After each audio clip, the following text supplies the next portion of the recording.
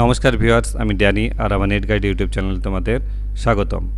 আজ আমি তোমাদের দেখাবো ঐক্যশ্রী স্কলারশিপে যাদের অ্যাকাউন্ট ইনভ্যালিড বা ফ্রোজেন হয়েছে, অ্যাকাউন্টে এখনও পর্যন্ত টাকা ঢোকেনি, তাদের কি করতে হবে বা কোথায় থেকে তারা তাদের নাম দেখতে পাবে সেটা আজকে আমি ভিডিওতে তোমাদের দেখাবো এবং তাদের কি করতে হবে সেটাও আমি আজকের ভিডিওর মাধ্যমে তোমাদের জানাবো। তাহলে তোমাকে গুগলে গিয়ে প্রথমে সার্চ করতে হবে ঐক্যশ্রী সার্চ করলে দেখো wmdofscholarship.in এই ওয়েবসাইট, এখানে চলে আসতে হবে। এখানে আসার পর প্রথমে একটা পপ আপ আসবে, এটা ক্রস দিয়ে ক্লোজ করে দাও। তারপরে দেখো ব্যাংক ইনভ্যালিড রেসপন্স বলে যে অপশান আছে সেখানে ক্লিক করতে হবে। আর যদি তোমাদের ব্যাংক অ্যাওয়েটিং রেসপন্স থাকে তাহলে উপর অপশানে ক্লিক করতে হবে। আমি এই ব্যাংক ওয়েটিং রেসপন্স নিয়ে অলরেডি ভিডিও বানিয়েছি, তোমরা আমার চ্যানেল এখান থেকে পেয়ে যাবে। আজ আমি তোমাদের ব্যাংক ইনভ্যালিড রেসপন্স বলে এই যে অপশানটা আছে এটা তোমাদের দেখাচ্ছি। তাহলে এখানে ক্লিক করো। এখানে ক্লিক করলে তোমার ইনস্টিটিউট যে ডিস্ট্রিক্টের আন্ডারে পড়ছে সেটা তোমাকে সিলেক্ট করতে হবে। আমি মুর্শিদাবাদ সিলেক্ট করলাম। তারপরে এখানে দেখো bank invalid response data 2024-25 Murshidabad district এখানে দেয়াই আছে। দেখো এবার এখানে সাব ডিভিশন সিলেক্ট করতে হবে, অর্থাৎ তোমার ইনস্টিটিউটটা মুর্শিদাবাদ ডিস্ট্রিক্টের কোন সাব ডিভিশনে পড়ছে। আমি এখানে বহরমপুর সার্চ করলাম, তারপরে সাবমিটে ক্লিক করলাম। সাবমিটে ক্লিক করলেই তোমার বহরমপুর সদর সাব ডিভিশনে যতজনের তোমার ইনভ্যালিড ব্যাংক অ্যাকাউন্ট রেসপন্স এসেছে সববারের ডেটা তুমি এখানে নাম পেয়ে যাবে। এবার এখান থেকে সার্চ থেকে তোমার নাম তুমি দেখে নিতে পারো। সার্চে যদি সার্চ করো তাহলে তোমার নাম সার্চ করলে এখানে দেখো নাম চলে আসবে।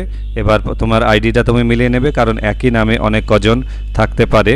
এবার তোমার আইডিটা মিলিয়ে নেওয়ার পর এই পাশে যে অপশানটা আছে এই রিজন, কী কারণে তোমার অ্যাকাউন্টে টাকা ঢোকেনি, এই রিজনে ক্লিক করো।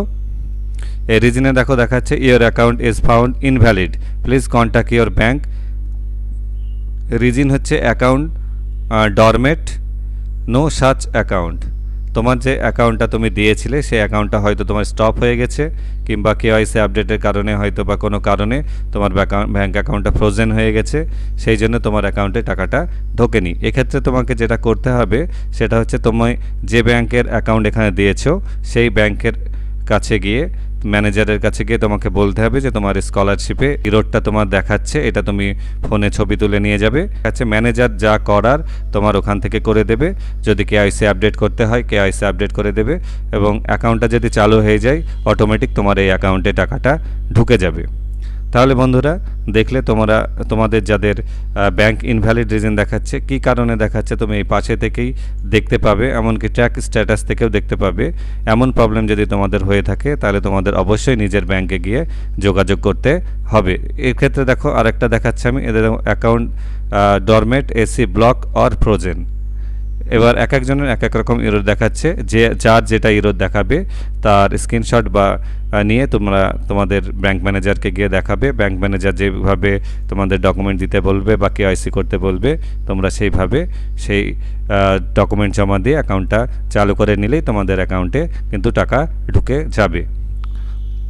তোমাদের যদি এই বিষয়ে কিছু জানার থাকে অবশ্যই আমাকে কমেন্টে লিখবে, আমি চেষ্টা করব তোমাদের সাহায্য করার। ভিডিওটি দেখার জন্য তোমাদের অসংখ্য ধন্যবাদ।